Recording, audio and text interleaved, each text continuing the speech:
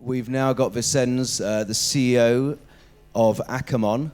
Acamon, as you may know, is a social gaming company that has proven to us that you don't need to be a Midwestern female in America in order to be a successful social casino. You can do it and focus on LATAM and other countries as well. So what we want to hear from Vicens is how that success has happened and info on that. Thanks, Vicens. Very good. Thanks, Daniel.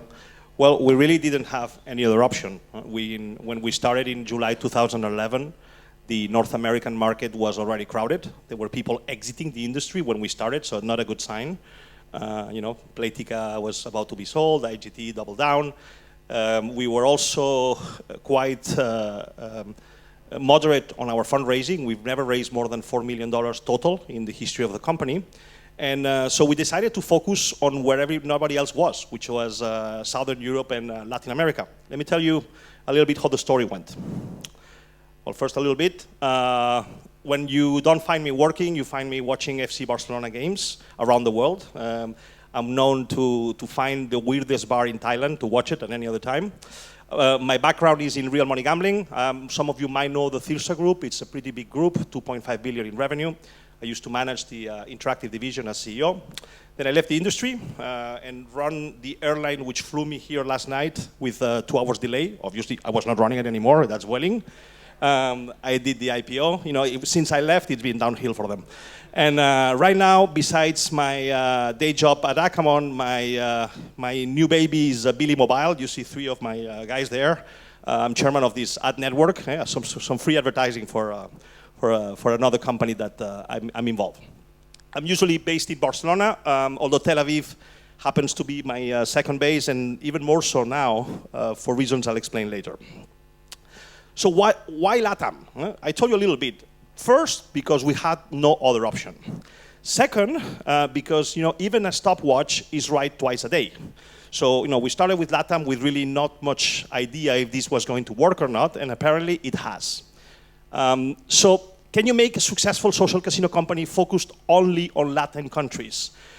And the answer seems to have been yes. And we've discovered a few things along the way that we didn't know when we started. One of them is that development costs, for example, for a game, have advantages. If you develop a game called Truco in Argentina, and you only change 20% of the rules, you have another card game for another Latin American country. If you develop a game for Spain, you have the same rationale with Chile and things like that, because these countries share a lot of cultural benefits. The other thing is, again, that we apparently were not only chosen a non-traditional way, but we were basically the only ones. After that, some companies have done basically the same thing. Some of them are here in the room. We've welcomed the competition, but most of the big companies in the industry have stayed away of Latin countries and Latin America for reasons we will see later. Some of them have done fantastic. Some of them, in my opinion, have missed a little bit of the opportunity. We recently announced, this is obviously all inside deals here through the work of Daniel Burns as our banker, that we've been sold to Imperus. And Imperus has another asset within their portfolio, which is DWIP, based here in Tel Aviv. So now the company going forward will be basically DWIP and Acamon going forward. And we've already started discussions with the DWIP folks. We like them a lot. They seem to like us too. So this will be the adventure going forward. Now, should you care about Latin America? I told you why we care, but should you care? Well, it's an interesting continent. Most of you maybe don't know this is right now the fastest growing region in the world for smartphones. And most of the payment wave in Latin America is only starting now. As other colleague that is here in the room, the CEO of Neo Mobile and 1BIP, might assess you, carrier billing is only starting now in Latin America. So people are starting to know how to pay only now. Most of you probably think that you know what Latin America is. Well, look at this chart. Maybe you have a different idea than people that drew this map. I love the drama queen part for the Argentinians, or or if you know a little bit more, you might think that this is Latin America. The best of soccer is very clear. You know, the top banana exporter maybe less so. Best at beauty pageants, who is that? What country is that? That's Venezuela, of course. They always win. They always win, all right? But you should know at least a couple of things. One of them is that, and maybe this is takeaway number one from the session today, Latin America is at least 2 continents. And it's very easy to remember. If you face the Pacific, you're doing okay. If you face the Atlantic, you're fucked up. Okay? And that's, you know, it's an easy rule to understand. And if somebody wants to contradict me, there'll be, I'm sure, a question and answer session to do that. But try to get money out of Argentina. Good luck. Okay? The second thing is that if you want to deal with people in the Atlantic, these will be the leaders that you're going to have to negotiate with. Okay? You know, good luck with that too. And they seem to perpetuate forever and ever. They change constitutions and they elect themselves again, or their families. And this is the way that side of the continent is run. Now, the other side of the continent have people like this, okay? And now getting a little bit more serious on the mobile part, there is an expression across South America called the Carlos Slim tax. It's not really a tax. It's really the lack of competition that Carlos Slim has leverage to exercise on the countries that he is, and basically that means, you know, higher prices for the consumer, less speed for the every dollar that you spend, and you have to go through them. So not an easy continent to navigate. That's basically the point. You need to become an expert in what you are doing in Latin America. All right, enough geopolitics. I'm sure you came here for a mobile conference, and I'm now teaching you about, you know, politics in the Atlantic of the Latin American region. Let's go a little bit into the nitty-gritty. Well, once you extract yourselves from the geopolitics and the, you know, how the continent is organized, it behaves very much like any other region in the world. You have, you know, surprisingly enough, people that created the mobile ecosystem didn't know that right now traffic was going to split down the middle. Half of it on the mobile web, half of it on the apps. And also that smartphone penetrations was going to grow much faster, and that, as everybody has said, included Eilers research that we all read, tablets are going down. It's also happening in Latin America, exactly as anywhere else. Now, interestingly, it's already, look at the 2015 line, and it's already the second biggest region in the world, you know, at a distance from Asia Pacific for sure, and also the fastest growing. So if you are in social casino, and according to everybody in the industry, nobody has figured out yet how to monetize in Asia, well, let's leave Asia out. Now, obviously, North America is very big and they have a lot of money, but which other region would you pick? Well, we seem to be right when we did that 4 years ago. What else? Now, the potential market today is 155 million subscribers. It's not too shabby. And with a 40% smartphone penetration, not too bad. I mean, still lagging the other regions, but it's going to catch up very, very soon, as you can see also on your graphs. It's going to catch up very soon.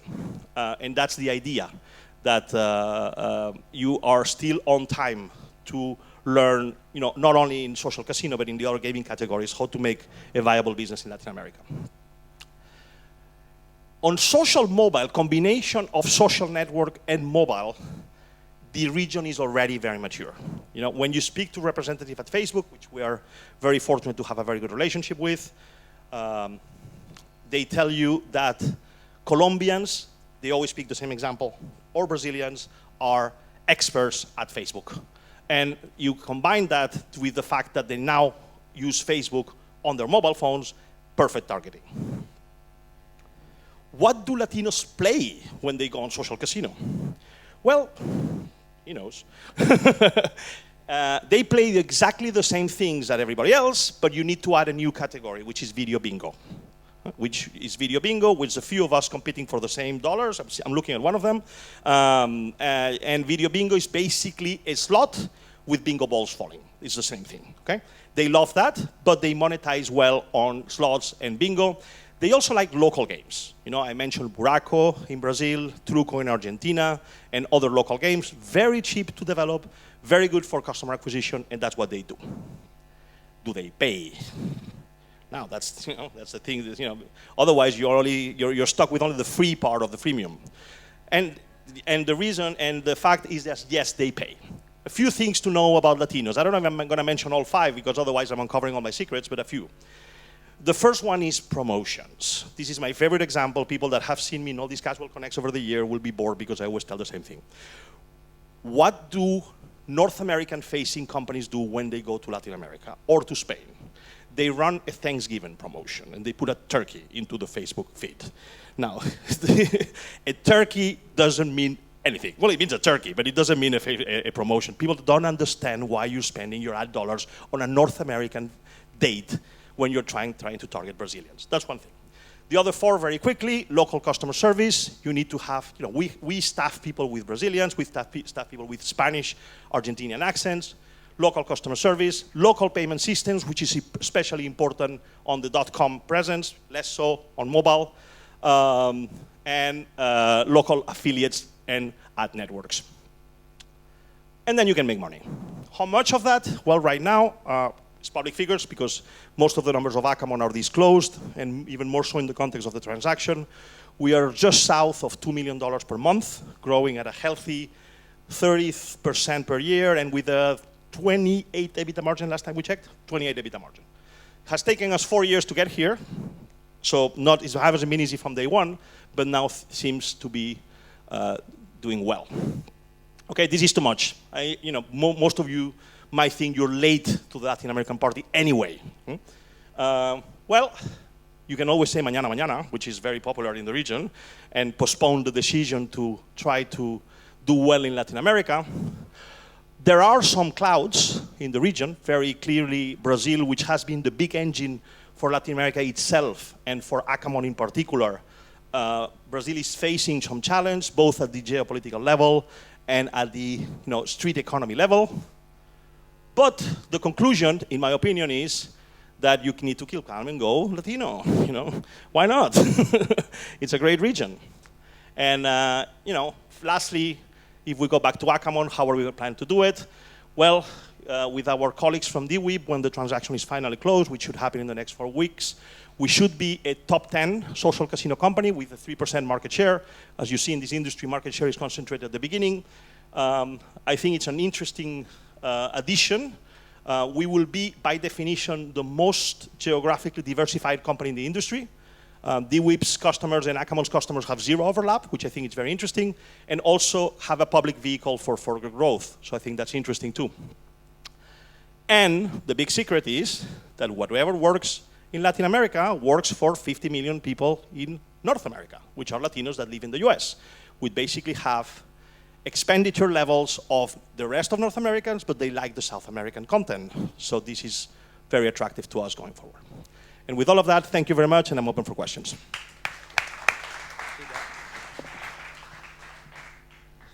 Thanks, Vicens. Questions? So 2 questions, actually. As you know, I'm a big fan. Failed transactions. We at GameSmart, obviously targeting Latin America, same as you, and was wondering about failed transactions in Latin America. Obviously, we depend only on Facebook, trying to explore more payment method in Brazil. Wanted to know is it 100% or 50% comparing to the normal deposits, because it's really high for us. It's very high. It's very high. Yeah. It's very high. Yeah. And the second one is about currency. Have you done anything to hedge against the big decrease of the Brazilian real that went down 50%? Well, let me tackle the second question first because I think it's easy. I think in social casino we have the privilege that close the door. It's a secret. Our currency is worth nothing. Okay, so the hedging is basically to increase prices, and you see that the elasticity is quite big if you mask it enough within promotions and changing the packages and the bundles and everything. That's the good thing. Although you never you always get caught when it starts. Probably you have the same experience. On the failed transactions, we have learned the hard way because remember that we still have a big percentage of our sales through .com. So we had to implement ourselves payment systems and develop a fraud department within Acamon. And basically, the story goes that when we started Akamon, we had 7% of fraud and failed transactions level, even after conversion. Right now, we are down to less than 2%. So we've improved on that. And I agree with you. When you're doing it through Facebook, Google, and Android, and Apple, it's a matter of them. We have actually, without starting in modest, helped them, because we started earlier, and so we have received calls from several of these companies. How are you dealing with this? Do you have a legal entity? You don't have a legal entity.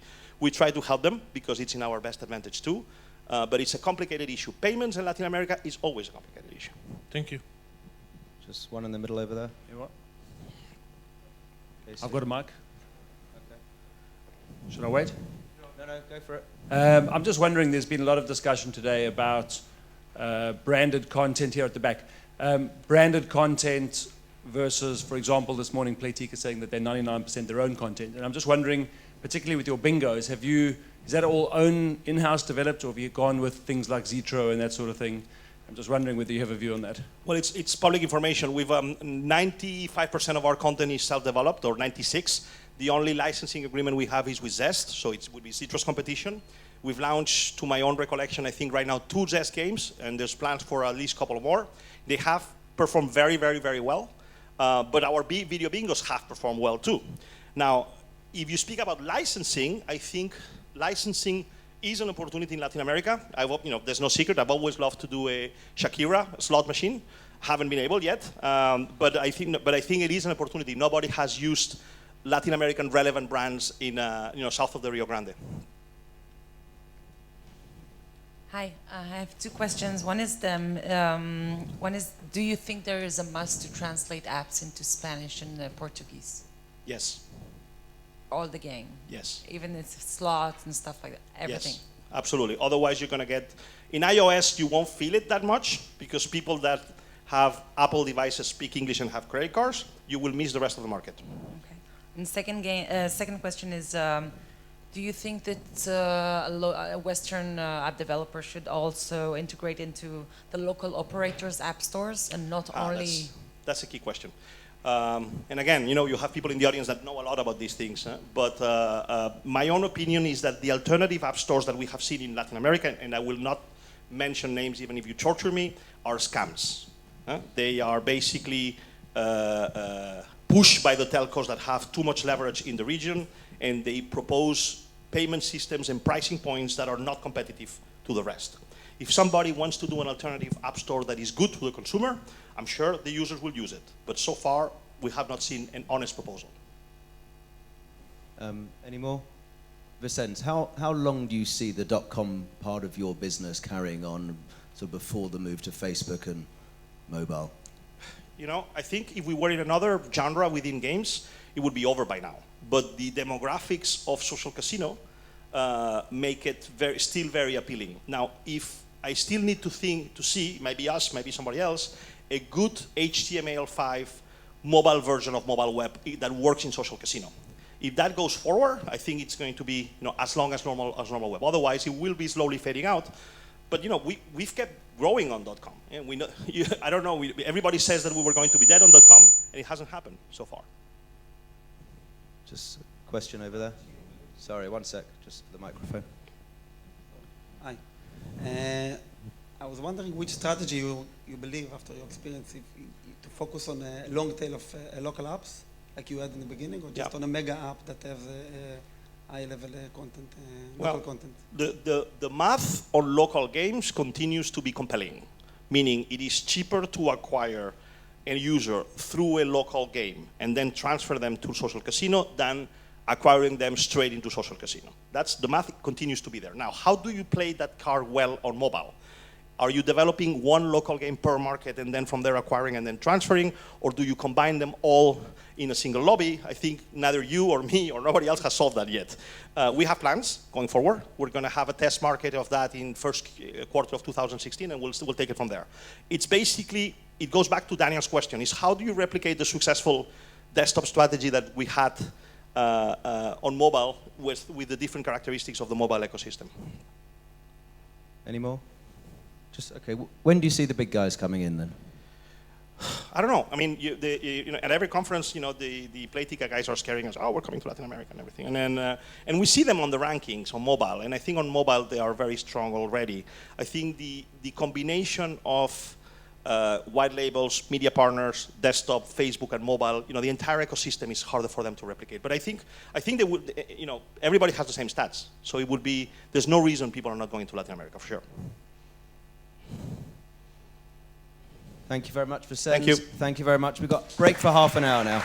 Thanks a lot.